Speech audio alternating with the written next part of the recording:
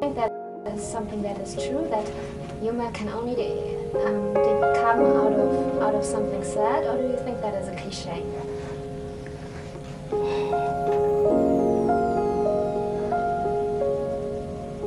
I know that Wittgenstein believed that the most serious and profound problems and questions and issues could be discussed only in the form of jokes. I mean, I know in U.S. lit, there's a tradition from about the 50s and 60s called black humor, which is a very kind of sardonic, sad type of humor. I'm grasping for something interesting to say in response. I think probably sometimes it can be, and sometimes it isn't. There are forms of humor that offer escapes from pain, and there are forms of humor that transfigure pain. Because in your books... Does that make any sense? Yeah, okay. Perfectly. Okay. Now the perspiration starts. Okay. It would help. You know what would help me? Tell me what you think. Like, if we do this as a conversation, it will be easier for me. Yeah, sure. I mean, you know, I wrote massive thesis about Thomas Bernhard, and in Thomas Bernhard there's a theory that, you know, he had this lung sickness, so he couldn't breathe all his life, and his life was very hard for him. And also he hated he hated Austria where he lived, and he thought they were all Nazis, and it was all this Catholic fashion, and he was just hating everything. But then out of that, he developed this really kind of strange sense of humor. So his novels are very dark, but at the same time, for me, very witty, and also this humor comes in some sort of music and all that. But I just wanted to know if you think that is true, that, you know, the kind of sense of humor you like, you know, comes out of this bitterness and sadness, and or if this is a cliche. Sometimes it's also a cliche, you know, it's like this tragic comic. And the answer for myself is I don't know. I know that I know that that very often humor is a response to things that are difficult. In the U.S., there's a strange situation where, in some respects, humor and irony are political responses, and they're redemptive. And in another sense, particularly in popular entertainment, irony and a kind of dark humor can become a way of it's pretending to protest when it really isn't. Someone once called irony the song of a bird that has come to love its cage, and even though it sings about not liking the cage, it really likes it in there. It can be so that it can be both a wake-up call and an anesthetic. And the difference in the U.S. now is very tricky and very complicated, it seems to me. And what would you think is true for your books? I mean, for me, they have all this. They are about very serious questions, and they are often very sad. But at the same time, you get this sense of humor in there somehow.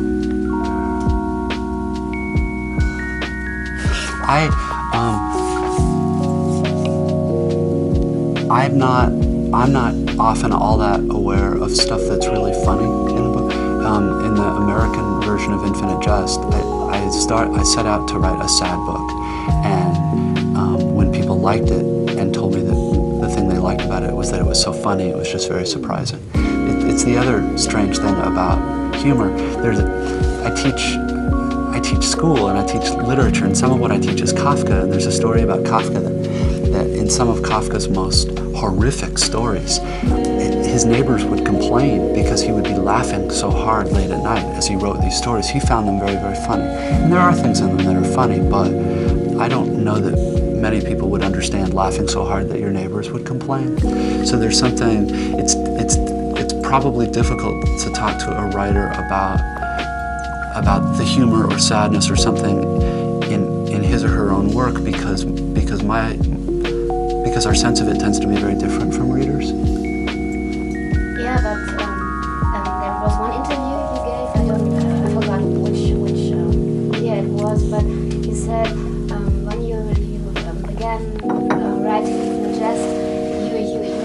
write something about sadness. So sadness was something that really belonged to this project. So could you describe what you?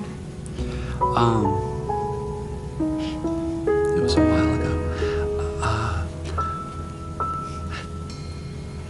The easiest way to talk about it would be that for the upper middle class in the U.S., particularly younger people, things are often materially very comfortable, and there's also often a great sadness and emptiness, and it's difficult to think about and difficult to come up with answers in the abstract, and I think I had started that book after a couple of people, not close friends, but people I knew who were my age had committed suicide, and it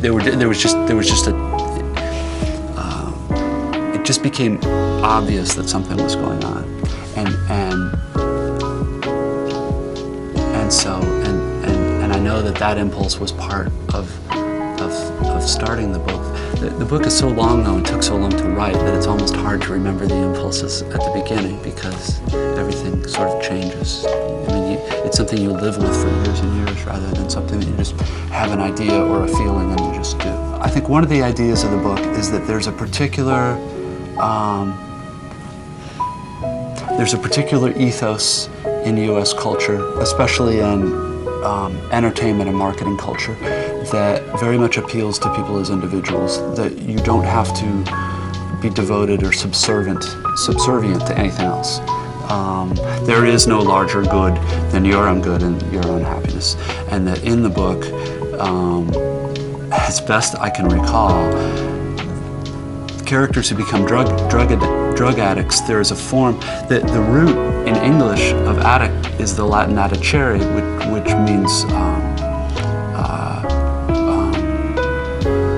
means religious devotion. It was an attribute of beginning monks, I think. There's an element in the book in which various people are living out something that I think is true, which is that we all worship and we all have a religious impulse. We can choose to an extent what we worship, but the myth that we worship nothing and give ourselves away to nothing is simply sets us up to give ourselves away to something different. For instance, pleasure, or drugs, or the idea of having a lot of money and being able to buy nice stuff. Or in the tennis academy, it's somewhat different. It's devotion to an athletic pursuit that requires a certain amount of sacrifice and discipline, but is nevertheless an individual sport, and one's trying to get ahead as an individual. I doubt this makes very much sense, but whatever the conditions of hopelessness you're talking about, at least in Infinite Jest, have to do, I think, with an American idea, and not a universal one, but one that I think kids get exposed to very early, that you are the most important, and what you want is the most important, and that your job in life is to gratify your own desires. That's a little crude to say it that way, but in fact it's something of the ideology here, and it's certainly the ideology that's perpetrated by television and advertising and entertainment. The economy thrives on it. And what have ideology leads you when children are told from the beginning everything that counts is your own happiness and your own pursuit of satisfaction? Well, of course, nobody tells you. I mean, mom and dad don't sit you down and say this. This is something. This is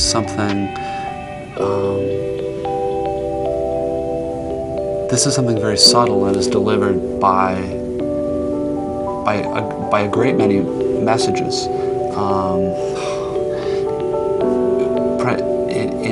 In just conversationally, Do you get what I'm talking about? I rather doubt that Europeans' idea of America is very different from this. I mean, this is one enormous engine and temple of self-gratification and self-advancement, and in some ways it works very, very well. In other ways, it doesn't work all that well, because at least for me, it seems as if there are whole other parts of me that need to worry about things larger than me, that don't get nourished in that system. And do you think the Europeans know that? Do you think from the Europeans I've talked to, yeah. I mean, it's when I get in arguments with Europeans, it's that their view of it is sort of exaggerated and simplistic. It's a very complicated thing,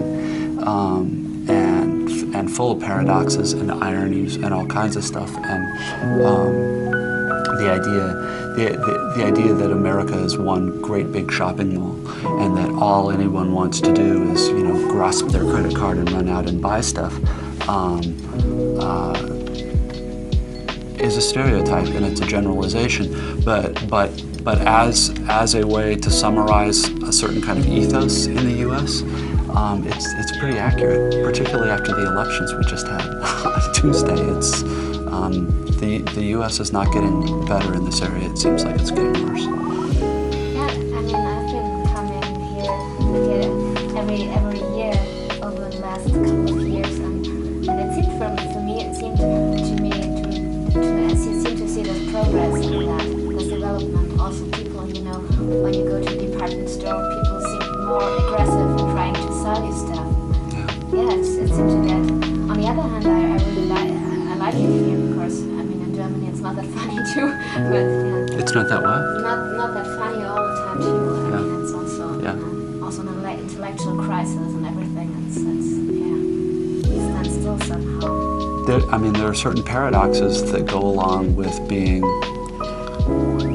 a wealthy Western industrial country, and it just seems as if they're probably somewhat common.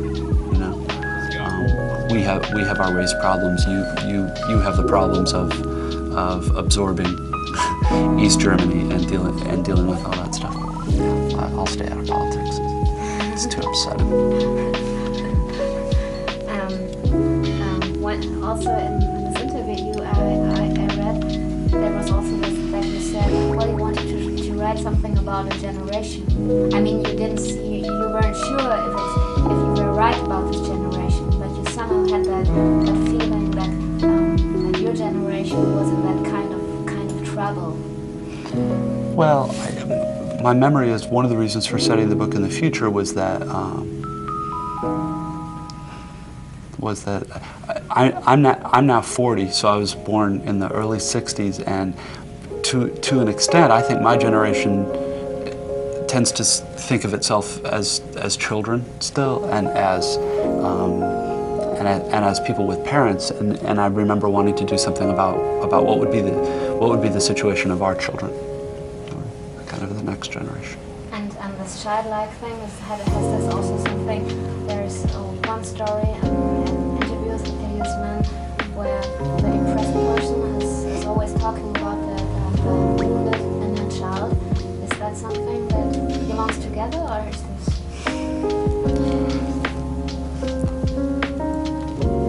Language like that, the wounded inner child, the inner pain, is part of a kind of pop psychological movement in the United States that is a sort of popular Freudianism that has its own paradox, which is that the more we're taught to list and resent the things of which we were deprived as children, the more we live in that anger and frustration, and the more we remain children. I mean, that's a very simple way of putting it, but I think the character in that story is sort of a compendium of kind of all the worst and most painful features of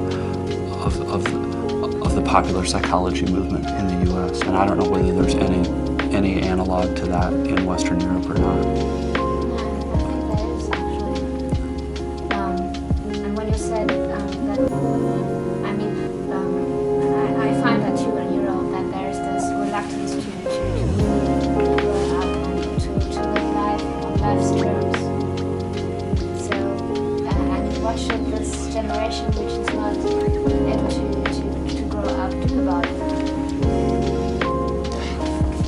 let me insert one thing, which I'll bet you've noticed from talking to writers, is that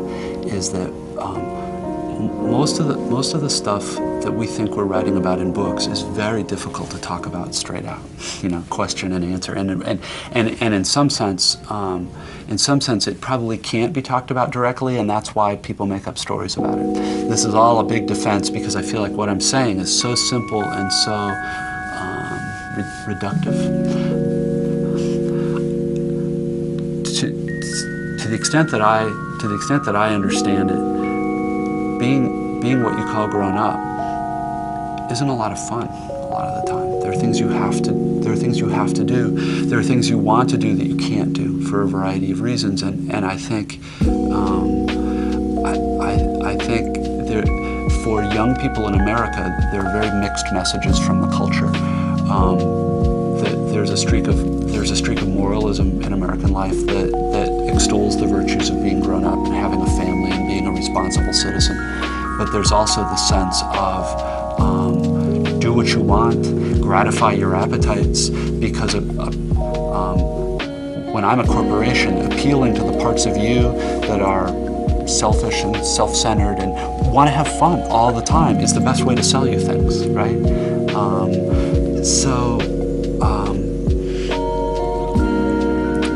And the point that emerges from that is that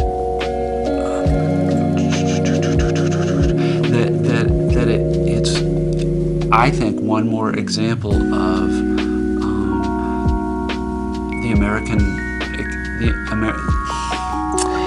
economic and cultural systems that work very well in terms of selling people products and keeping the economy thriving, do not work as well when it comes to educating children or helping us help each other know how to live and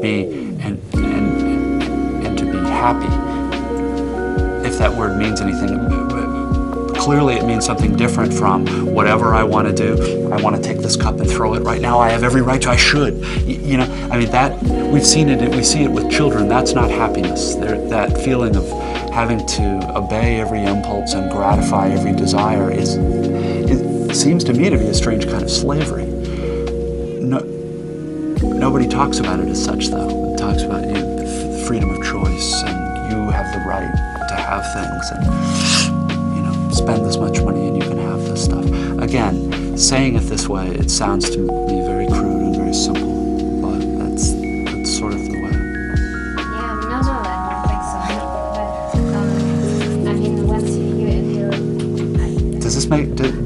does this make any sense to you? Absolutely. Okay. And I'm not lying or something. I will tell you. But I mean, you've spent time in the U.S. Is this some? Yeah, but I think it's not only a problem in the U.S. because everything that happens here somehow is copied by by people in Germany, and there it's also this impulse that you only have to do what makes you happy and forget about all the others, and you don't want to be with foreign people who need you, and that's not attractive and all that. So it's it's more or less the same thing. So it makes sense to me, of course. And it works very well as a system for running an economy and keeping goods produced and sold, and it works wonderfully. The ways in which it doesn't work are much more difficult to talk about. So what you said it would, but speaking of that, where doesn't it work? One's reduced to talking, I think, about general terms like being grown up, or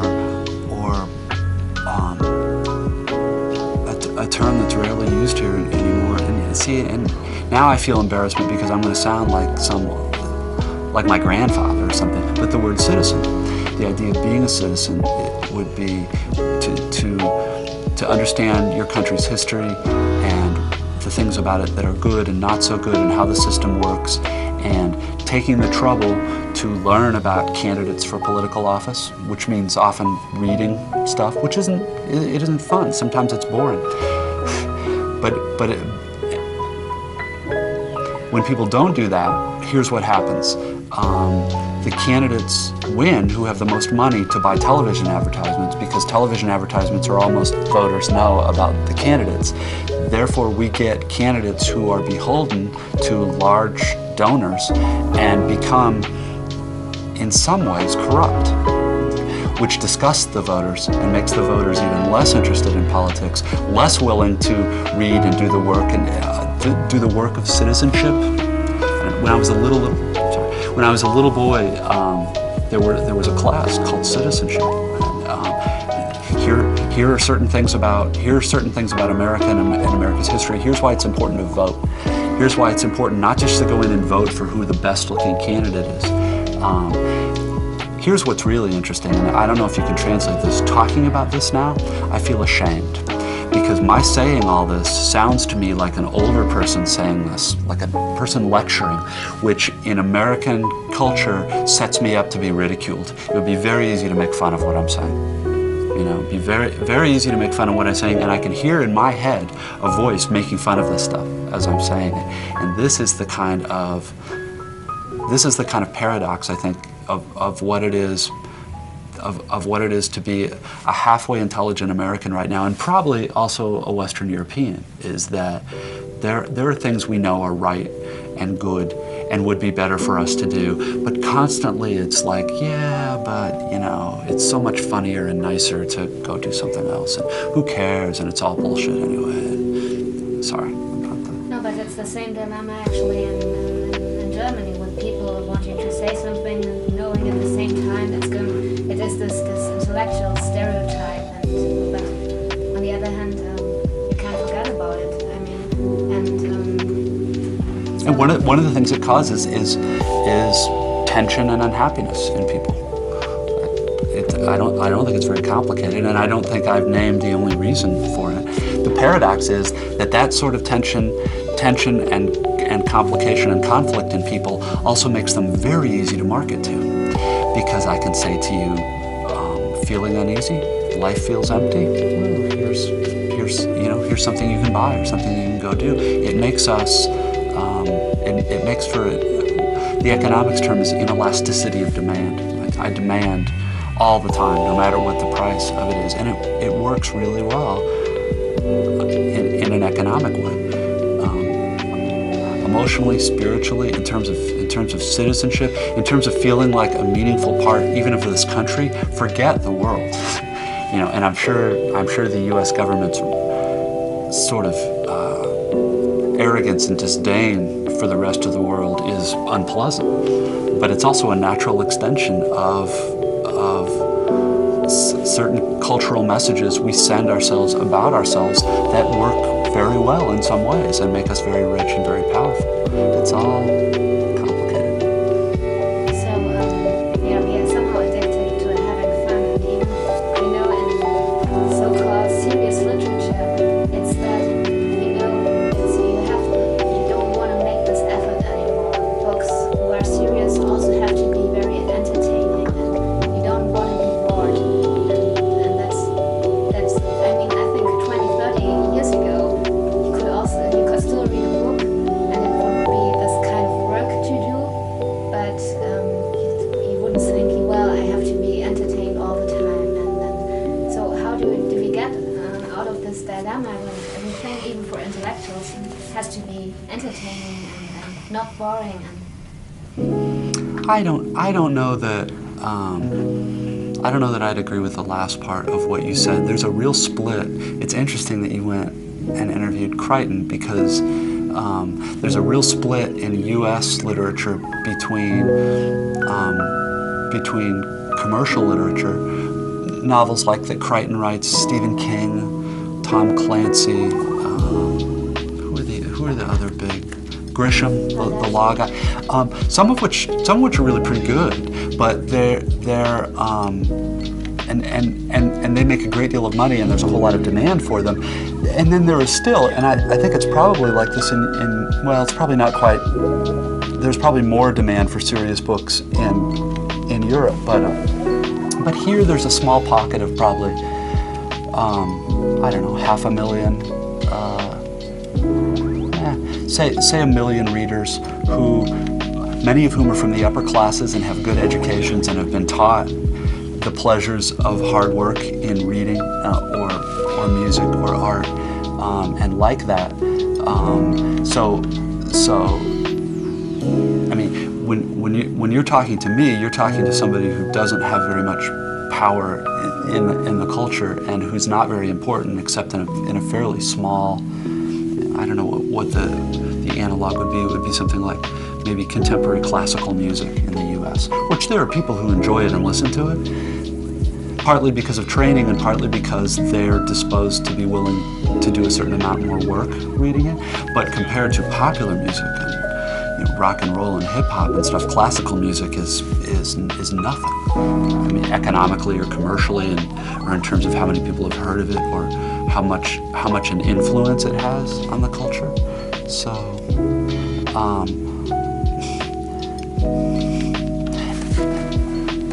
and for me personally, I don't know that it's really ever been all that different. I think probably American education used to be a little bit better and a little bit more difficult, and children had no choice but to realize that there were certain things that were hard and involved a certain amount of drudgery that were actually very satisfying at the end of it. But for the most part, I think in the U.S., people who've been doing, quote, serious stuff, which is harder and stranger, have always played to a much smaller audience. In terms of what can be done about the dilemma, first of all, I'm wondering who would care what I think, and second, I'm not sure, and third, what do you think? I mean, you live in the same atmosphere I do. Yeah, I think it's really a problem because in Germany we have this TV literary expert, and you call him the literary pope. So he's the pope of literature, and people think he has a very good niveau of everything, and he really knows when he says the book is good, the book is good. Who is this guy? His name is Marcel Reicharnitzky. Maybe you heard of him. And he's a very funny guy, and he's maybe 80 years old or something. And he has always this verdict on the book, so the book is shed. He's part of your show? He's part of... No. But he's just a figure in German culture. But at the same time, he always wants, what he doesn't want the book to be is boring. By no means boring. And at the same time, he really understands a lot about books. And he's really a good reader. But by saying all the time, well, things are not supposed to be boring, I think that's really a mistake. And it's getting taken for granted. And I feel sometimes I also have this feeling that I don't want to be bored. But at the other side, I see that it's not the option. I mean, I don't know, it's not right. I somehow have this feeling, even if it sounds stupid. No, it's, I mean, there's a difference though, I think, between being mildly bored, but then there's another kind of boredom that I think you're talking about, which is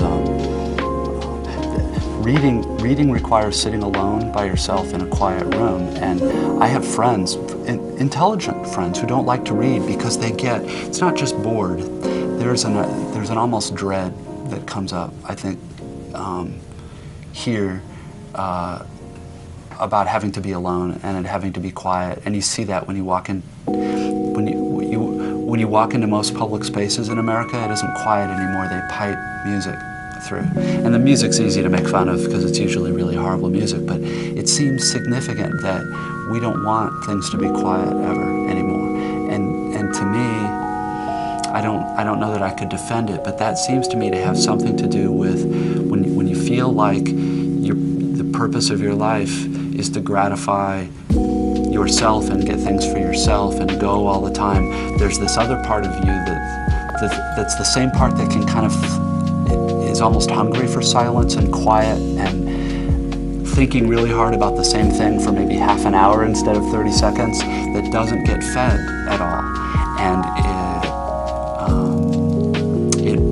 it makes itself felt in the body in a kind of dread in here. And I don't know whether that makes a whole lot of sense, but I think it's true that here in the U.S. every year the culture gets more and more hostile and I don't mean hostile like angry, just it becomes more and more difficult to ask people to read or to look at a piece of art for an hour, or to listen to a piece of music that's complicated and that takes work to understand, because, well, there are a lot of reasons, but particularly now in computer and internet culture, everything is so fast, and the faster things go, the more we feed that part of ourselves, but don't feed the part of ourselves that likes quiet,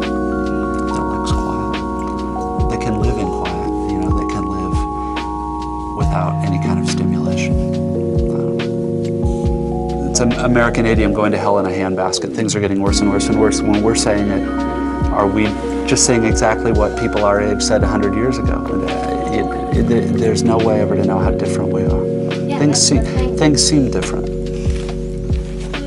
Yeah, and you never get this distance to yourself to really know if you're right or if it's just a cliche you're following. So now I don't know what I wanted to ask anymore. So there was some also an episode and a brief interview with Hideous Man, where it was also about this depressed person. This depressed You like talking about this story, don't you? Yeah, I do. No, it's all right. Is that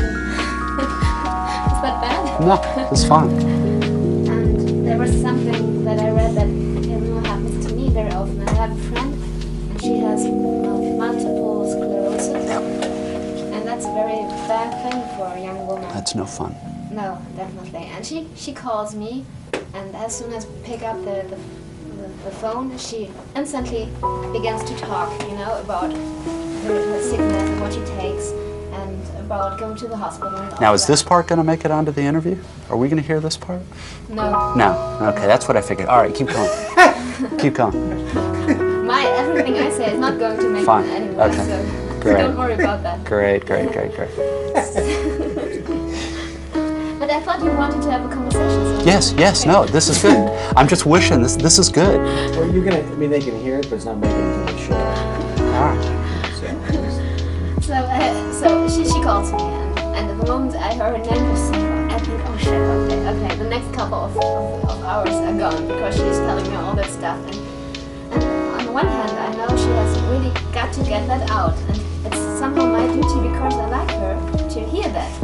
But on the other side, I think of my free time, and I thought, well, I was just sitting here and now I have to hear all this stuff, and afterwards. But when it's over, okay, I think, well, it's good that Yep. Imagine, though, if she called you up late at night and talked to you for 2 hours, and it was mostly apologizing for bothering you, so that it's just one more layer of frosting, which is just something that goes along with kind of a depressive temperament. So there's a lot of narcissism and self-hatred. Yeah, but what I was thinking is, what is so bad about what's wrong with me, that I'm, that I hear her name and I think, oh shit, again, that happened to me, I shouldn't have picked up the phone. And that's, that's also part of the problem, because on the other hand, there's something that knows that I have to, that is something I have to do, really. Yeah, but it's also, it's not. Well, no. Now we're in this conversation. I'm going to be talking about your specific thing. This doesn't get used, right? No, but it's just kind of. I don't think you're a bad person for. I have a friend who's not sick but lost her mother, sister, father to cancer all within 3 years, and then her best friend died of AIDS in San Francisco. This woman had the most terrible 2 or 3 years of anybody I've ever heard of. Pretty good friend of mine, and my heart would sink every time, because it was always painful, and she didn't complain about it. She was doing real good, but it was still. I like things to be pleasant. I'd rather drink my chocolate milk and read a comic book than hear about unpleasant stuff. But the depressed person lady just has another spin on that, which is that she's so worried about that feeling you have of dread that she's calling, that she's going to try to get in there and hate herself for it before you can. And there's a great deal more narcissism in her that didn't like her very much. Yeah, I have a feeling I did. Yeah, I don't. It's usually really bad not to like the main character of a story, and I haven't done many where I didn't, but this one I didn't like, and so that's just why I smiled. Everybody asked me about this story, and it's like the one I don't want to talk about, but it's fine. It's fine. No, I also found that you didn't like her, but nevertheless the story is interesting. But she didn't like herself either, so she would have predicted that I didn't like her. Right.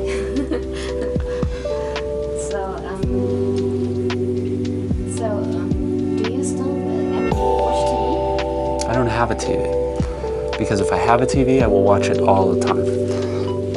So there's my little confession about how strong I am at resisting stuff. I watch TV over at friends' houses and stuff sometimes. I don't watch as much as I used to.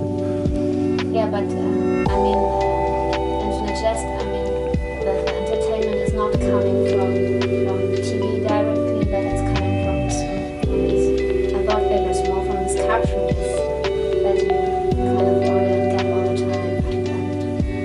But is the entertainment in Infinite Jest TV as it is in America today, is it somehow similar?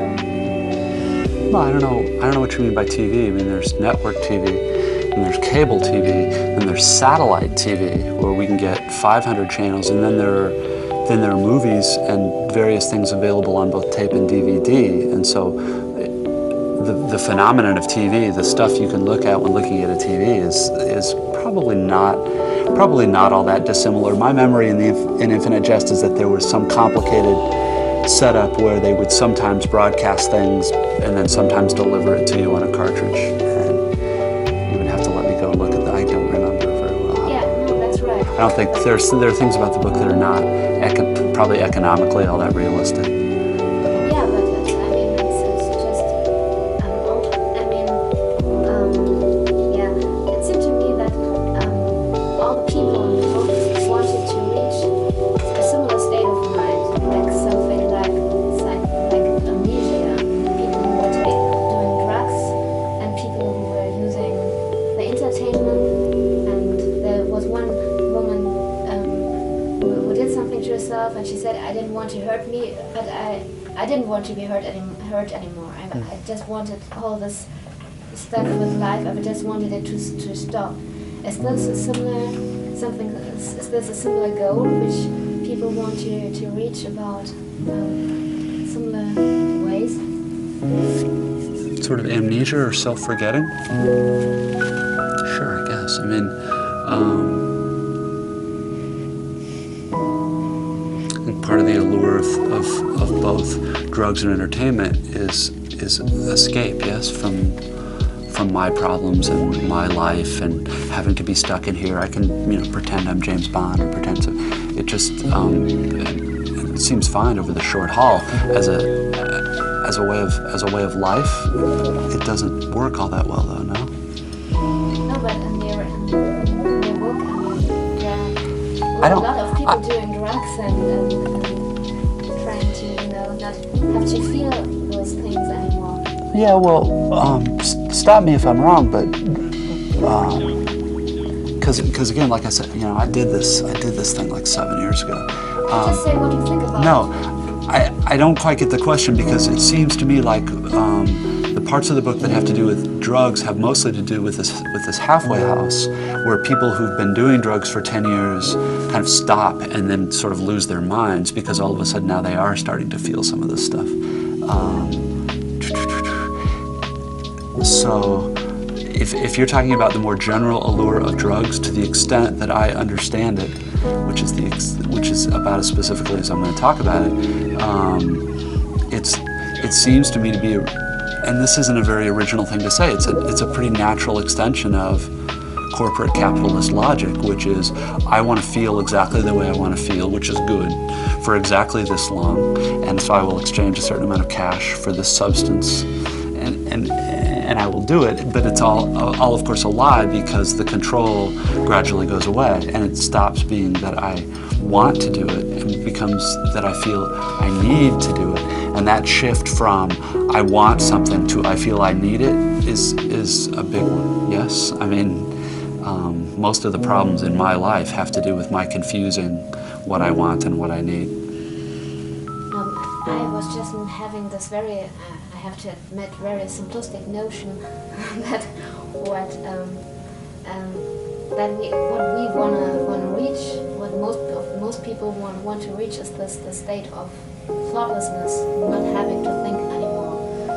And I just wanted to know if there are several ways to reach this state of mind, and if, watching entertainment all the time and Are you talking about entertainment in general, or the entertainment in the book? in the book, and also, when I turn the TV on here, it really drives me crazy, but it's because it's always, I see a little piece, and then it's commercial break, and then they show me something, and then I'm supposed to watch the longer part, but I've already seen the longer part, so it's no use of doing that, so it drives me somehow mad, and this all creates this kind of state of, if I do it every day, 7 hours maybe. Well, particularly if you have a remote control, see, when that happens, you go to a different channel. And if you don't like that channel, you go to a different channel. And one of the reasons I can't own a TV is I've started having this thing where I've become convinced there's something really good on another channel and that I'm missing it. And so instead of watching, I'm scanning anxiously back and forth for this thing that I think I want that I don't even know what it is. And so I don't know whether well, this is probably not a good thing to say on television, but I don't know whether a similar thing happens in Germany, but it's very stressful now. And what it is too much good stuff combined with my sick little head that thinks there's always something a little better on the next thing. And all you have to do, you don't have to get up now to change it. That was the problem. When it became easy, you just had to move your thumb and change it. That's when we were screwed. So do you think it's 90% of this is going to be cut out, right? Yeah, sure. Yes, okay. I mean, not because I like it, but because, that of course... Because it's not going to make any sense. Yes, right. Yeah. Right. So, do you think that entertainment, that everybody... is that entertainment something we have to fight against? See, it's a strange question, because who would say entertainment is bad? I wouldn't say entertainment is bad. But a model of life in which I have a right to be entertained all the time seems to me not to be a promising one, right? So,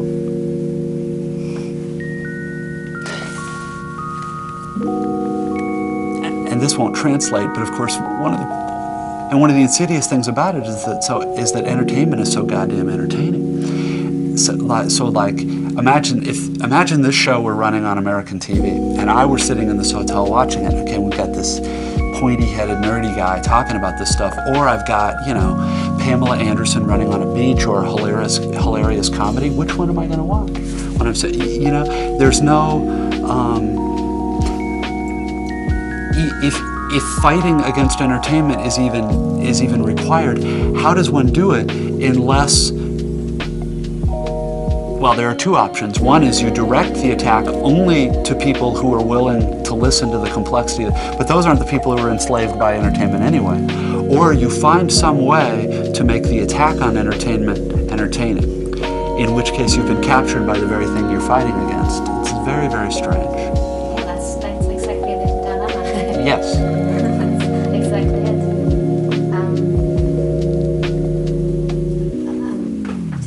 That is different, but the topic is different now. So the Infinite Jest takes place in a tennis academy. So, and I read, have been a tennis player, a quite good tennis player. A somewhat good tennis player, not a quite good tennis player. No, I played a lot as a kid. Yes. And then you said once, well, tennis is a little bit like chess and like boxing. I don't know if it's a combination of the two, but you somehow relate to the three together, tennis, boxing, and chess.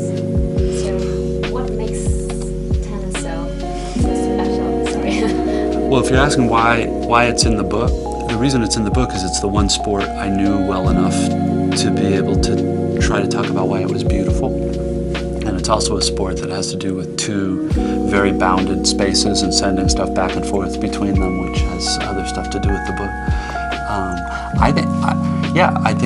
I think tennis is a very, very beautiful sport because it's very abstract and geometrical, and tactical like chess, and it's also very physical. There's a lot of running.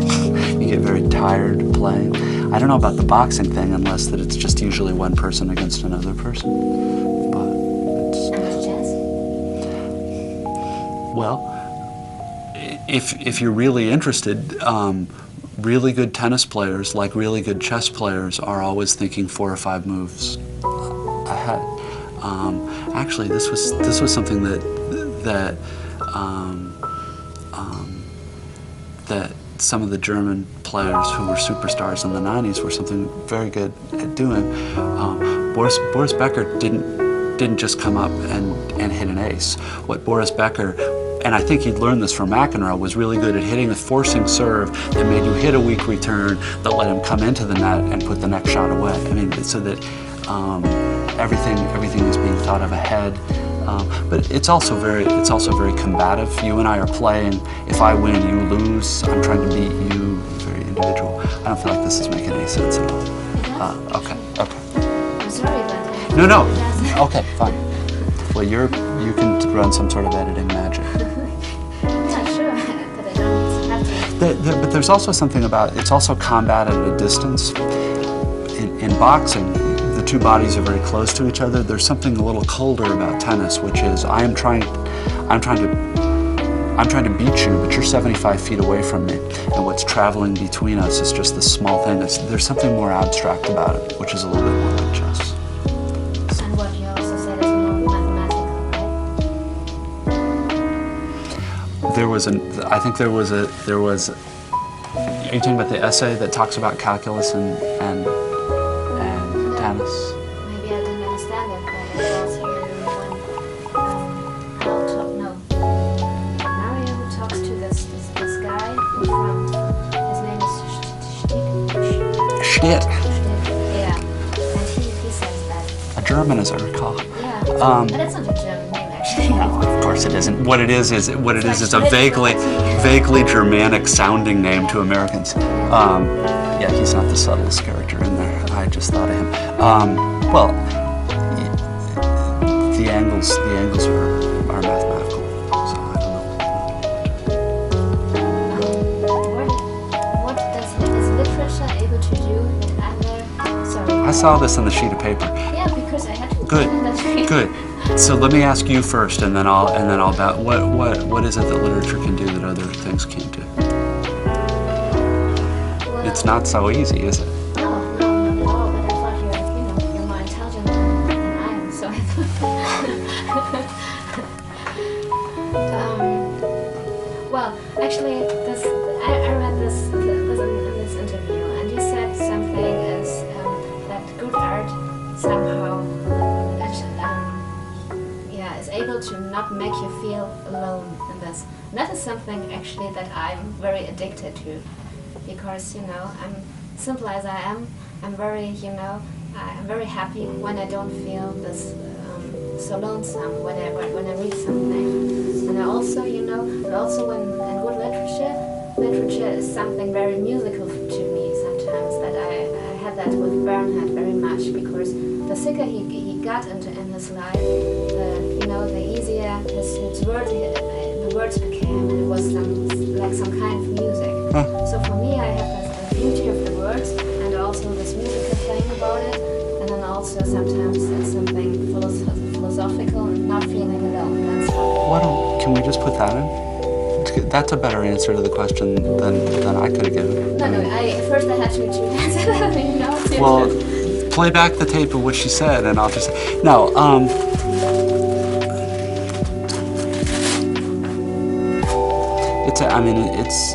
It's a heavy question.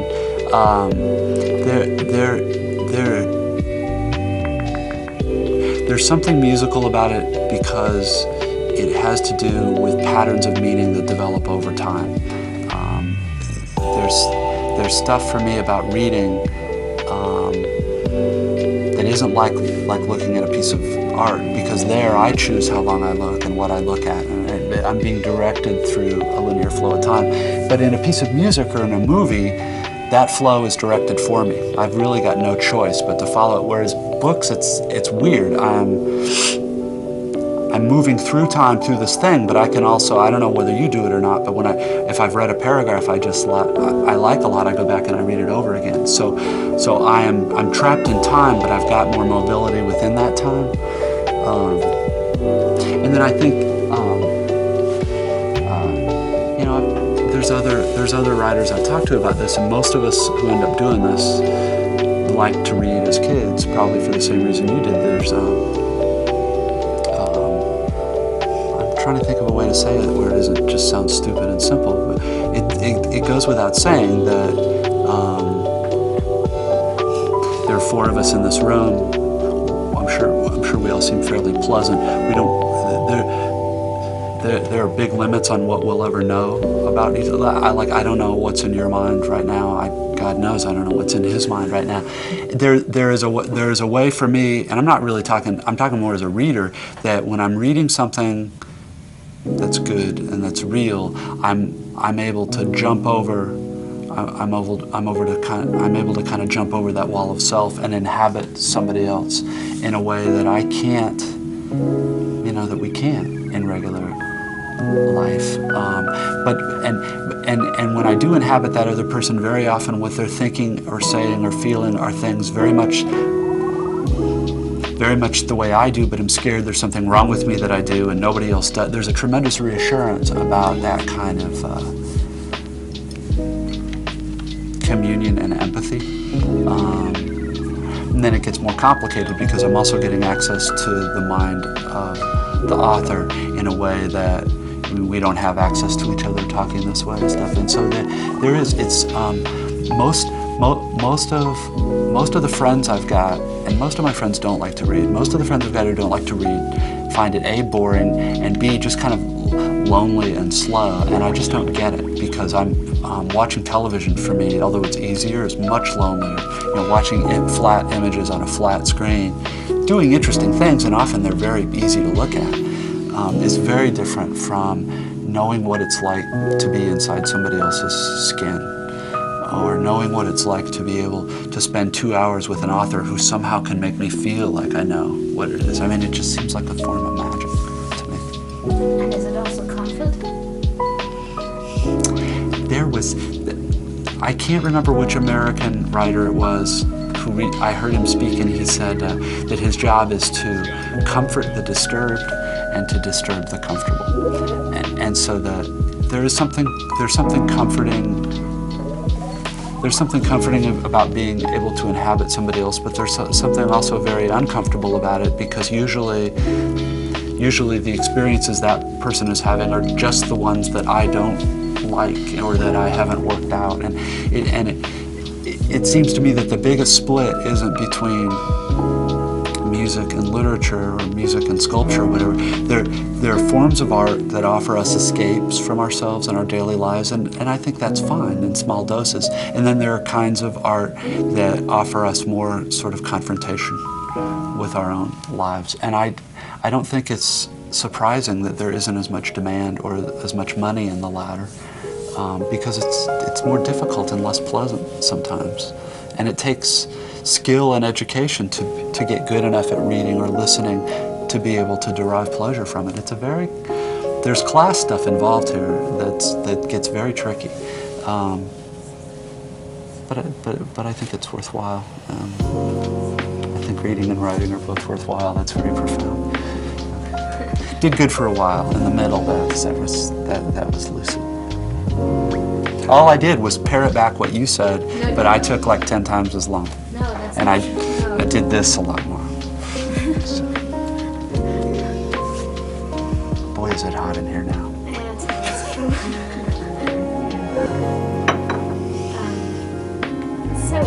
We are right into something that I actually have. Do you want me to get some little bit of water? No, I'm fine. I'll just be sweating here in my chair. Right, It's fine. No, Not a problem. like the typical American. Yes, the sweaty American. I'm proud to sweat on behalf of the USA. So we are just in the middle of a question that I put on this paper, which I was somehow faxed or emailed to you. So And which I received. that's good to know. The fear of the writer that his work and his persona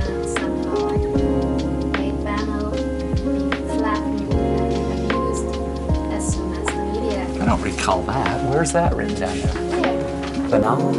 Yeah, I don't know if that's banalized. Oh, if this is, okay. I think that I made this word up. I How think interesting. See, mine stopped here. Really? Yeah, there wasn't any of this stuff. Oh my god. No, it's fine.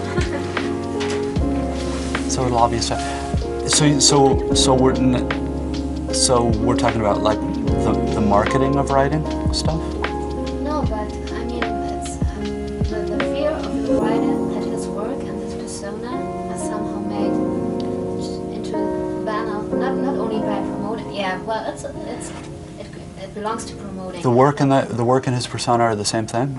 No. But they're both made. Yeah, but as when you are out there for the media, what happens then? I see a paradox here. I'm going to talk about the difficulties of having to deal with the media, but I'm talking to the media. Sure. Right? See, I'll pretend I'm talking to you, but when the show's, you're going to have this face, sweaty face, on camera, talking about how difficult it is as a writer to be on camera. In which case, if I were the viewer, I would go, so why is the son of a bitch on camera? So how do you suggest I handle this? Yeah, no, it's a paradox, but at the same time, I think it's very, I mean, it's a legitimate fear to have. So I think about these things all the time. I think, well, I like literature, but at the same time, why am I doing this, and how am I doing this, and how can I try to preserve these things? So, it's a paradox for me too. So for this reason, I think it's something I can think about. Sure. Well, there are a number of trade-offs. There in the United States, there's another division between corporate publishers and nonprofit publishers, who are often very small and do a lot of poetry and avant-garde fiction. If you are lucky, these are scare quotes, if you are lucky enough to be published by a corporate publisher, you get more exposure. You get reviewed in the New York Times instead of just in your local paper. You get translated into other languages, but literary stuff loses money for corporate publishers almost all the time. And one of the ways they try to keep from losing money is marketing the stuff. And for reasons that everyone has tried to explain to me, but I still don't understand it, having the author go around and talk and read, the thing they most like to do is send you to a bookstore. And you give a reading at a bookstore, and there's maybe 200 people there. But while you're in town to do the reading for the bookstore, you talk to the local newspaper, and you maybe do something like this. And that it generates like free advertising for the book.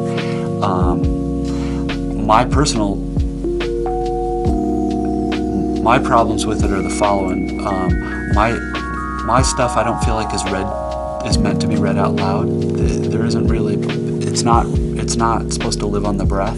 There isn't enough punctuation in it. And I don't feel like I read it out loud very well, A. And B, I find most when there's a question and answer like you and I are having, although you and I are having a much more lengthy one, but particularly one with like a newspaper reporter or a question and answer at the end of a reading. If the question is easy to answer if it's dull or stupid. The good questions are questions that can't be answered in a Q&A format, right? They're ones what you would have to sit down with a pot of tea or a pot of coffee and they're things that can be answered only in conversation between two people. And so I always feel vaguely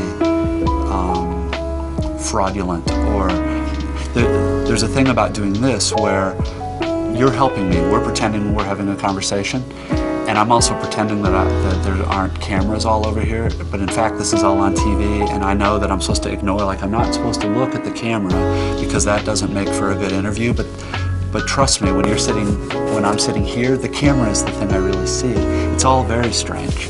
And so why do I do it at all? I make a variety of deals, and I do a few things. I know some writers who like this, and there are things about it that are, I mean, it's very flattering. You guys can. It makes me nervous, and it makes me self-conscious to try to talk about stuff that I find almost impossible to talk about, or else just to go, so how long are you in town? Oh, 3 days, you know. But I have an agent whom I owe 25,000 favors to, who's done all these nice things, and it's also exciting for a writer to get his work published in another country. So she says, this German publisher is really good, and they're going to publish the book well, even though I don't think my English can really be translated into German, because it's very idiomatic. They're going to publish the great advertisement. I'm sure the public, and all they need is this. They need this one thing from you to help them sell enough books, maybe so that they don't lose money on it. It then becomes very difficult to say no. On the other hand, I don't think it's very good. I don't think it's good. Maybe a show like this, there's no analog for this in the U.S. But the whole going around and reading in bookstores thing, it's turning writers into kind of penny ante or cheap versions of celebrities. People aren't usually coming out to hear you read. They're coming out to sort of see what you look like and see whether your voice matches the voice that's in their head when they read. And none of it's important, and it's icky. I don't know if there's a German translation for icky, but in terms of banal, I don't know. Banal to me means general and simplistic and superficial and vapid, and if you do work like this, you pay certain prices. You don't make as much money, not as many people read your stuff, but the people who are reading it and are interested in it, you're pretty sure. Like, the thing that I like about doing this kind of stuff is that I'm pretty sure my readers are about as smart as I am. You know? I think if you're somebody like Crichton, or somebody who's like a Harvard MD, but you're writing for a mass audience, things get very strange. I don't worry that people who are reading my stuff are misunderstanding it or banalizing it any more than it's already banal. I do worry weirdly about when it's translated into languages that I don't know. I worry that, I don't know what's in there. I don't know. There are so many American idioms in there that I don't know whether they can be translated or not. Well, it's very hard to translate it, actually, but people did it, and translated your work in German, and how many people were very much into it, I know some of them. Oh no, that's good to hear, and you can understand. I can believe you, and still there's this weird, because one of the things about, you're probably like this about your work too, the term is control freak. I want to control every single word that's on there, and so it's just tough. The one language that I can read, I read the translation in that language, and it was just so different from anything I meant that I've decided it was just better, to have it be done in languages I didn't know. So, Yeah. Is that any kind of an answer to the question? Yeah, sure, there's one thing that also very much appealed to me is when you spoke in an interview about existential loneliness. I said the word existential loneliness. Something like that. Okay. Maybe I'm German and I sometimes get things wrong, but No. Okay. But, and that's something, I very much like to hear an author say, because that's the one thing I'm searching, in the things I read, I'm searching for this testimonies of this existential loneliness. So, is that something you still relate to, or? Well, yeah, if I understand your question, this is the stuff that we were talking about 2 questions ago. There's something painful about being stuck in a body and a consciousness that can't ever accept except through sort of conversation, can't ever be inside anybody else's. And there's a magic about. Except, see, I don't know that much about music. People who do say that there is a purity with which the composer's emotional state can be felt by the listener that can't be approached by anything else either. There's probably most kinds of art have this sort of magical thing of, for a moment, there's a kind of reconciliation and communion between you and me that isn't possible in any other way. But it's also the sort of thing, it's so weighty and so general that, especially after he used the word pontificate, I feel... I have never heard it. The word pontificate, to speak pompously about very, very complex, abstruse matters. It's a little bit pejorative, but he meant it in a funny way. But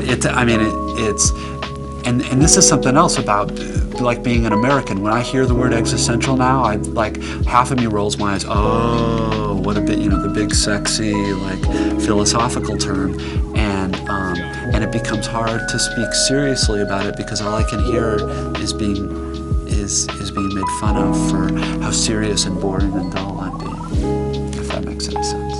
Good luck editing. Your German accent's much better than mine.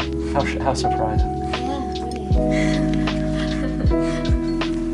really. Okay, in Germany, when I'm talking about my generation, and it's also about people in my profession, most of the times they have pretty good educations and all this, but there's also the feeling not being able to do anything with it, You have pretty good conditions to start with, and then after a while you think, well, what's next, and what am I doing with this? You have this feeling, maybe it's not reality, but you have the feeling of not doing anything with your life. What do you think about that? I know that there's a paradox in the U.S. of the people who get powerful jobs tend to go to really good schools, and often in school you study the liberal arts, which is philosophy and classical stuff and languages, and it's all very much about the nobility of the human spirit and broadening the mind. And then from that you go to a specialized school to learn how to sue people or to figure out how to write copy that will make people buy a certain kind of SUV. And it's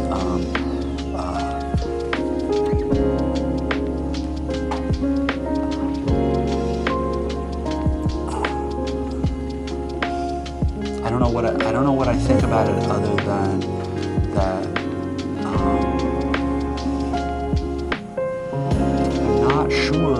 I'm not sure really that it's ever been all that different, because very few of us, and there are things about my job I don't like, but this is one of them that I do like, is that I get to use pretty much everything I've ever learned or think about.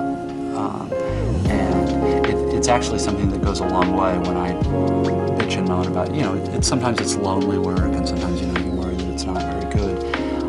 I know that there is, at least in America, an entire class of, and now I'm talking about a very specific class here. I'm talking about upper and upper middle class kids whose parents could afford to send them to very good schools where they got very good educations, who are often working in jobs that are financially rewarding, but don't have anything to do with what they got persuasively taught was important and worthwhile in school. And that is, I've never really quite thought of it in those stark terms. That's a bit of a paradox, isn't it? When you guys talk about it, what do you conclude from it? Yeah, that's the thing. I don't know really what to conclude from it, but I don't know if this is a phenomenon which has to do with a certain generation, or is it... Say a friend of yours your age who you were in school with who's a businessman now would say that you are better off than he, because you're at least getting to use a lot of the stuff that you studied in your actual work, right?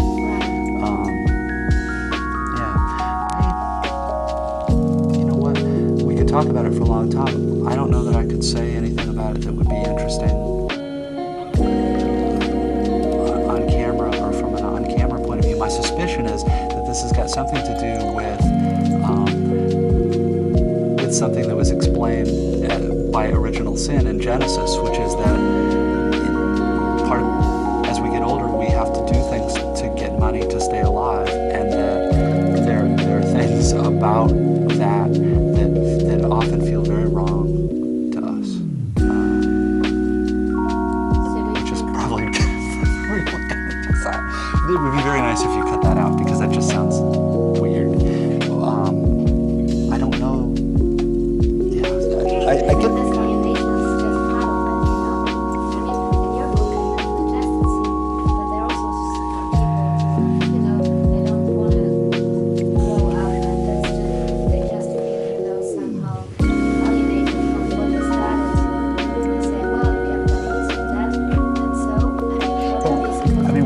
We're not talking a Marxist kind of alienation. We're not talking about alienation from the means of production. Yeah, there is. See, the thing of it is, though, at least in the U.S., this would be my guess, is that I doubt that somebody who went only to high school, which is the secondary kind of school, and is working in a factory, feels any. I doubt he wakes up and goes, well, by gosh, at least I don't have all this humanistic learning that I'm not using. Yeah, I don't imagine he's any more satisfied or nourished inside by his job either. What you and I are part of is a class and generation that can be very articulate about what our complaints are and what we're feeling uneasy about. And I think if there's something that characterizes our generation, is not that we've come up with new problems or brilliant new solutions to them, but that we're endlessly verbal about it, and which is probably a start, at least being willing to talk about it. But yeah, so. We started out talking about all this dilemma with wanting to be entertained, and you just mentioned that there was this big vote in America a couple of days ago, and so this movement into a certain direction. And you asked me what I thought it was in 10, 20 years. So what do you think? Do you think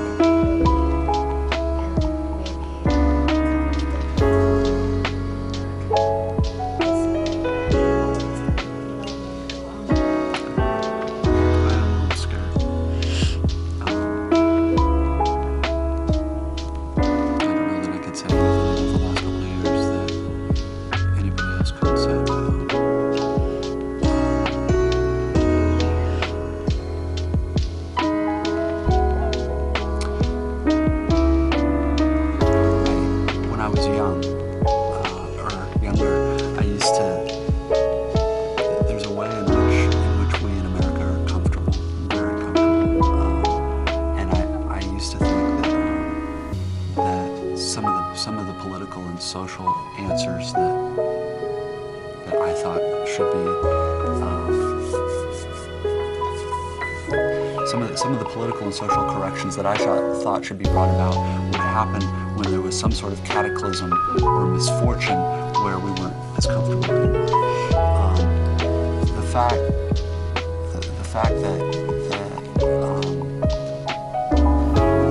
we now have clear evidence that the way we live and the relationships we have with various other countries are causing some people to hate us so much that they want to kill us, and may succeed in killing a great many of us, frightens me only because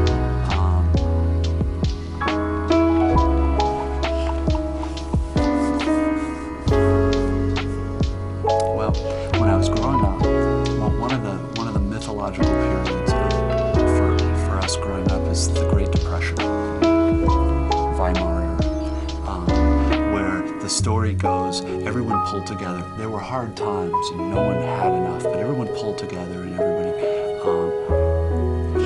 seems to me now that that the country's reaction to feeling frightened and insecure is to buy sports utility vehicles that are large and massive and tank-like and make individual people feel safer, but also get 4 miles to the gallon in a country where gasoline is probably 1/5 as expensive as it ought to be. There's a sanity in Europe about gasoline prices and fuel consumption that there isn't here yet, and yet are voting for people who are deciding to go over and very possibly kill hundreds of thousands of civilians in order to kill a few enemies, and none of which is important. But the fact that no one here is talking about the connection between how we live and what we drive, and the things that are happening, the speed with which it's become those bad people, those bad fanatics, they're evil. What they really hate is our freedom and our way of life, which is just hard to swallow, right? Like, who hates freedom? Yeah. People hate people, not freedom.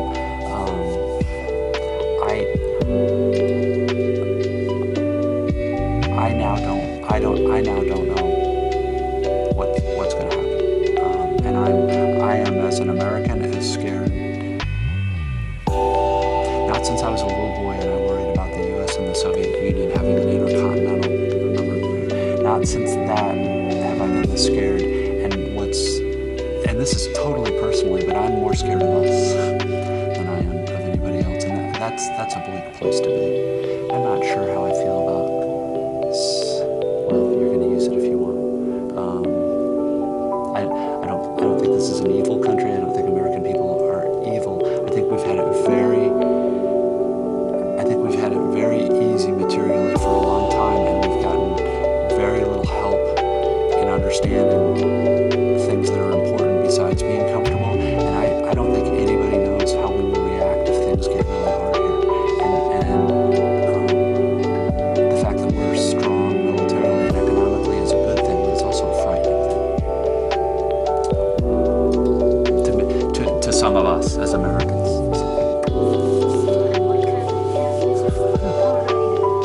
Now I probably will. Well, luckily, yeah, not a lot of Americans will see this. So what? Are there any means of rebellion? Sure. So what would it be? Well, there are people doing it all over the place. I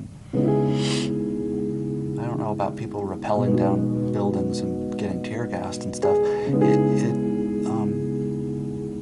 The people I know who are rebelling meaningfully, don't buy a lot of stuff, and don't get their view of the world from television, and are willing to spend 4 or 5 hours researching an election rather than going by commercials. And the thing about it is that in America we think of rebellion as this very sexy thing, and that it involves action and force and looks good. And my guess is the forms of rebellion that will end up changing anything meaningfully here will be very quiet and very individual, and probably not all that interesting to look at from the outside. I'm now hoping for less interesting rather than more interesting. Violence is interesting, and horrible corruption and scandals and rattling sabers and talking about war and demonizing a billion people of a different faith in the world. Those are all interesting. Sitting in a chair and really thinking about what this means and why the fact that what I drive might have something to do with how people in other parts of the world feel about me isn't interesting to anybody else. That was very close to the truth, but I don't think it's going to make much sense. And plus, yeah, it's a little. I mean, I'm a writer. I'm not a politician or a political thinker or whatever. I'm just a scared little American.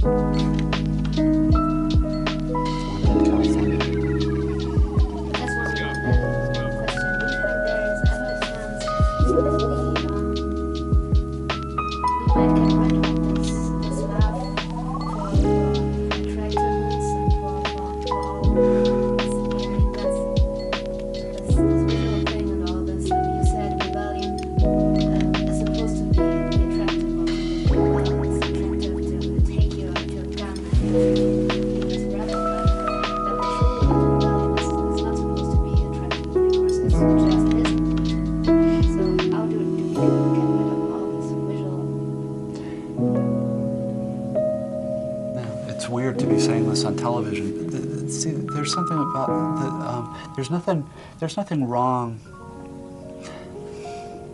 It's not that there's anything wrong with being interested in stuff that's interesting and attractive. What it seems to me like here is that television and corporate entertainment, in order to make, because it's so expensive, in order to make money, it has to appeal to a very wide audience, which means it has to find things that a lot of people have in common. And I don't know about you, but here, I think what most of us have in common here are our very most base, uninteresting, selfish, stupid interests. Physical attractiveness, sex, a certain kind of easy humor, vivid spectacle. I mean, that stuff that I will immediately look at, and so will you, and so will you, and so will you, right? So it's in our very most base and kind of childish interests that we are a mass. The things that make us interesting and unique and human, those interests tend to be wildly different between different people. So my guess is, in terms of American mass culture as a mass, for things to get significantly different, what it's going to involve is fragmentation in the entertainment industry.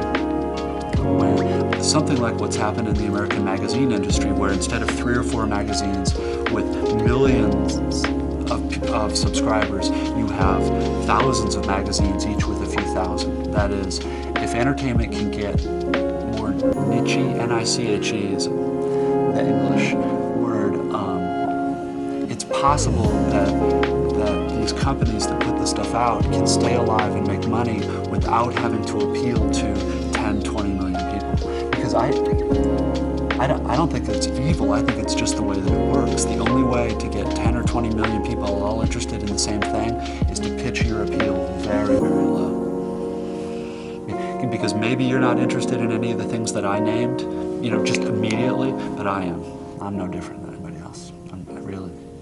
There are a few people who aren't interested in it at all, but I am.